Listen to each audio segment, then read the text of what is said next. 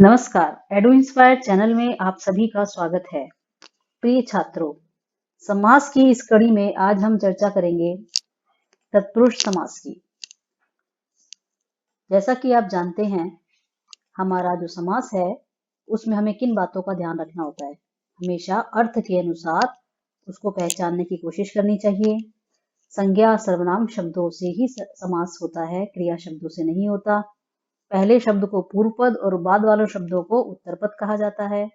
हम लोगों ने अव्ययी भाव समास के विषय में पढ़ लिया है। आज हम पढ़ने जा रहे हैं तत्पुरुष समास, जिसके अनेक भेद हैं। आइए विस्तार से पढ़ते हैं। प्रिय छात्रों, तत्पुरुष समास में व्यधिकरण और समानाधिकरण के आधार पर कुल 5 भेद किए गए हैं। पहला समास है हमारा विभक्ति तत्पुरुष समास। इसके अंतर्गत आपको द्वितीय विभक्ति से लेकर सप्तमी विभक्ति तक की चर्चा हम करेंगे। ये 6 भेद माने गए हैं। दूसरा होता है हमारा नए तत्पुरुष समास, यानी जिसमें न निषेध का अर्थ हो रहता है। तीसरा है हमारा उपपद तत्पुरुष समास, जिसमें उत्तर पद कोई क्रिया होती है। जैसे जले जायते तो बन गया जलजम, इसका ये उदाहरण है। ये सब व्यधिकरण तत्पुरुष समास के अंतर्गत आते हैं। और समानाधिकरण का अर्थ होता है जिसमें पूर्व पद और उत्तर पद समान विभक्ति में हो, जैसे द्विगु समास। इसकी पहचान है, इसमें पूर्व पद कोई संख्यावाची होगा और ये पूरा जब हम इसको समस्त पद बनाएंगे तो ये समूह का अर्थ बताएगा। कर्मधारय तत्पुरुष समास का अर्थ होता है जिसमें या तो विशेषण विशेष्य की बात की जाती है अथवा उपमान और उपमेय की बात की जाती है। तो एक बार फिर से देखते हैं। विभक्ति तत्पुरुष, जिसमें दोनों पद अलग अलग विभक्ति में होंगे, ये द्वितीय से सप्तमी विभक्ति तक होता है। नए तत्पुरुष, जिसमें नकारात्मक यानी निषेध के अर्थ में इसका प्रयोग किया जाता है। उपपद तत्पुरुष में कोई क्रिया उत्तर पद में रहती है। द्विगु समास में एक शब्द रहेगा पूर्व पद जो संख्यावाची होगा तथा वो समूह का बोध कराएगा जब हम उसको समस्त पद बनाएंगे। कर्मधारय समास के 2 भेद बताए गए, एक विशेषण विशेष्य या दूसरा है उपमान उपमेय के आधार पर। आइए अब इस पर विस्तार से चर्चा करते हैं। आइए तत्पुरुष समास के विषय में विस्तार से जानते हैं। इस समास में उत्तर पद प्रधान होता है। जब हम इसका अर्थ करेंगे तो उत्तर पद उसके अर्थ विशेष होगा। इसके दोनों पदों में, यानी इसमें 2 पद होंगे तत्पुरुष समास में और दोनों विभक्तियां उसकी अलग अलग हैं। दोनों पदों में अलग अलग विभक्तियां हैं, यानी हमने बताया आपको द्वितीय से सप्तमी विभक्ति, तो पहले पद में विभक्ति होगी, दूसरे पद में भिन्न होगी। और इसके अतिरिक्त ये भी जानना जरूरी है कि पूर्व पद की विभक्ति का जब हम लोप कर देंगे और उसके साथ उत्तर पद जोड़ देंगे तो वो समस्त पद बन जाएगा। आपको परीक्षा में इस तरह के प्रश्न आते हैं। शरणम आगता, ये आपको दिया हुआ है तो आपको उसको जोड़ के बनाना होगा शरणागता। इसमें हमने क्या किया, शरणम में जो विभक्ति लगी है द्वितीय, उसका लोप कर दिया। इसके ण में जो अ है और आगत में जो अ है वहां संधि कर दी। समास में संधि करना जरूरी होता है, तो बन गया हमारा शरणागता। इसी तरह शरणम प्राप्त, यानी शरण को जो प्राप्त है। शरणम प्राप्त को जब हम समस्त पद बनाएंगे तो ये बनेगा शरण प्राप्त। ये द्वितीय तत्पुरुष के उदाहरण है। तृतीय की ओर बढ़ते हैं। युक्त, दष्ट, विद्ध, दग्ध इत्यादि अर्थों में तृतीय विभक्ति का प्रयोग होता है। पित्रा युक्ता, यानी पिता से युक्त। पित्रा में तृतीय विभक्ति है, जब हम इसका मूल शब्द निकालेंगे वो बनेगा पितरी, और उसमें विभक्ति हट के पितरी शब्द के साथ युक्ता जोड़ दिया, बन गया पितृयुक्ता। ये समस्त पद है और ये समास का विग्रह है। सर्पेण दष्टः, सांप के द्वारा डसा गया। जब हम इसको समस्त बनाएंगे तो उसका मूल शब्द हो गया सर्प, और दष्टः को इसी तरह उठा लेंगे, दोनों को जोड़ के बना देंगे सर्प दष्टः। ये तृतीय विभक्ति का उदाहरण है। अब चतुर्थी तत्पुरुष की ओर देखते हैं। दान पात्रम, आपको ये शब्द दे दिया गया और कहा गया इसका विग्रह कीजिए, तो आप इसके अर्थ को समझिए। दान के लिए है जो पात्र, तो आपने इसको तोड़ कर बनाना है विग्रह करते हुए, दानाय पात्रम। ये इसका चतुर्थी तत्पुरुष का उदाहरण है। केवल आपको अर्थ पर ध्यान देना है। एक और देखते हैं। तस्मई इदम, तस्मई माने उसके लिए यह है, तो जब हम इसको जोड़ देंगे तो तत् इसका ओरिजिनल फॉर्म है, उसमें अर्थम जोड़ दिया, तदर्थम, चतुर्थी तत्पुरुष। पंचमी की ओर बढ़ते हैं। भय, मुक्त, पतित, भीत, इन सब के अर्थ योग में हम पंचमी विभक्ति लगाते हैं। चोर से भय, चोरात भयम, जब हमने इसको जोड़ा तो हमारा बन गया चोर ओरिजिनल फॉर्म है और भयम जोड़ दिया उसमें, चोर भयम। अगले शब्द की ओर देखते हैं, रोगात मुक्तः, यानी रोग से मुक्त हो गया है जो। रोगात मुक्ता को जब आप मिलाएंगे, एक पद बनाएंगे समस्त पद, तो बन गया आपका रोग मुक्तः। घोड़े से गिरा हुआ, अश्वात पतितः, तो बन गया आपका अश्व पतितः। ये सब तत्पुरुष षष्ठी पंचमी तत्पुरुष के भेद हैं। षष्ठी का प्रयोग देखिए, राजपुरुषः, आपको ये शब्द दे दिया गया, इसका विग्रह कीजिए, तो आप कैसे करेंगे, राज्ञः पुरुषः, राजन के षष्ठी विभक्ति में रूप बनते हैं राज्ञः, राजा का पुरुष। इसी प्रकार नराणाम पति, यानी मनुष्यों का स्वामी, तो बन गया नरपति, नरपति का अर्थ होता है राजा। सप्तमी विभक्ति इन सब के योग में लगती है, वो शब्द है निपुण, कुशल, प्रवीण, पंडित इत्यादि।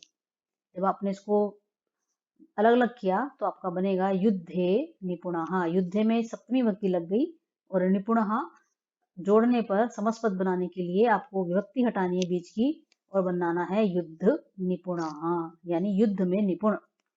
सह कार्य कुशलः अस्ति, ऐसा बोला जाता है, सह कार्य कुशलः अस्ति।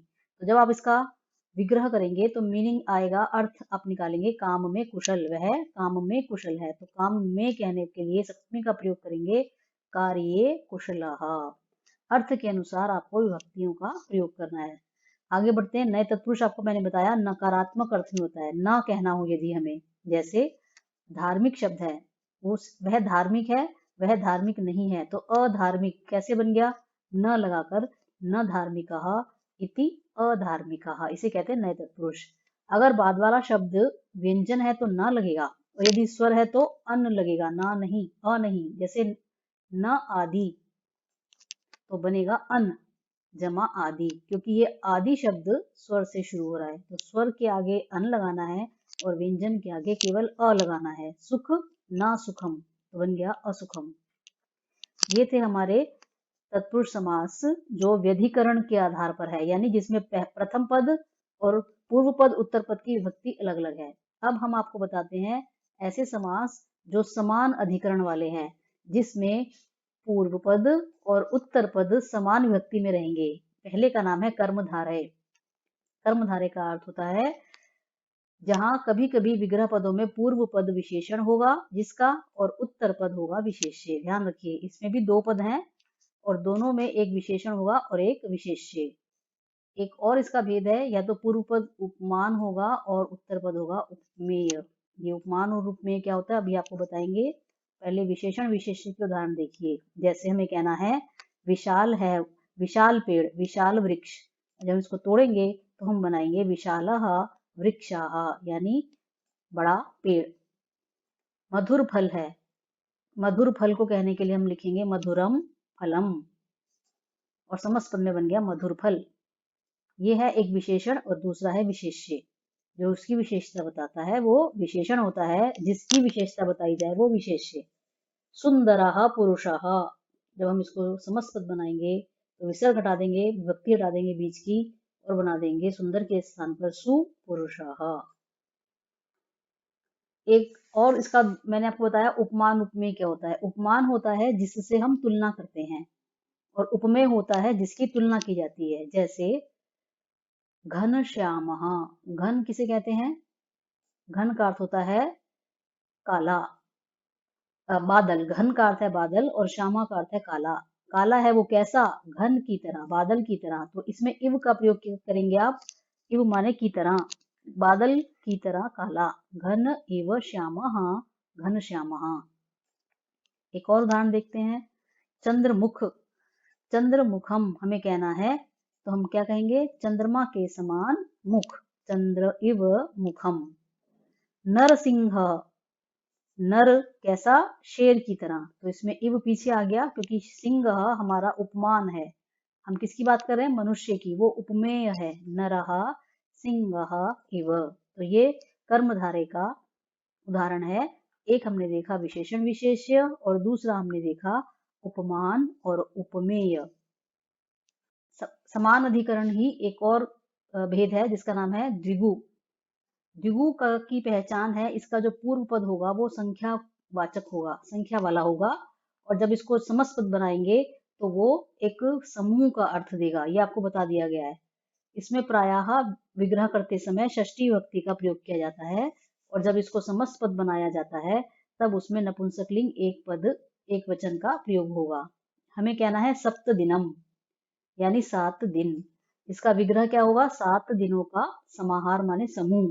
सप्तानाम दिनानाम समाहारा। तो आपको बताया इसमें प्राय षष्ठी विभक्ति लगती है, तो यहाँ षष्ठी विभक्ति लग गई। इसी तरह त्रिभुवनम, जब इसको हम अलग अलग करेंगे तो क्या अर्थ आ रहा है? 3 भुवनों का समूह। त्रयाणाम भुवनानाम समाहारा। कभी कभी इसको इकारांत स्त्रीलिंग में अंत भी करते हैं, ऐसे भी प्रयोग मिलते हैं। त्रिलोकी, लोक कितने हैं? 3। जब इसको हम अलग अलग करेंगे तो बनेगा त्रयाणाम लोकानाम समाहारा। त्रिलोकी, इकारांत स्त्रीलिंग से अंत हो रहा है, ये नदी की तरह। इसी तरह पंचवटी, सीता जी को रखा गया था पंचवटी, तो बनेगा तोड़ने पर पंचानाम वटानाम समाहारा। 5 है वट का समूह, 5 वटों का समूह। तो ये था आपका तत्पुरुष समास, जिसके हमने भिन्न भिन्न भेद देखे समान अधिकरण व्यधिकरण के आधार पर। हमको उम्मीद है कि आपको ये समास समझ में आ गए होंगे। अभ्यास कार्य इनके कीजिए और हमें अपने विचार, अपने सुझाव लिख कर दीजिए। धन्यवाद।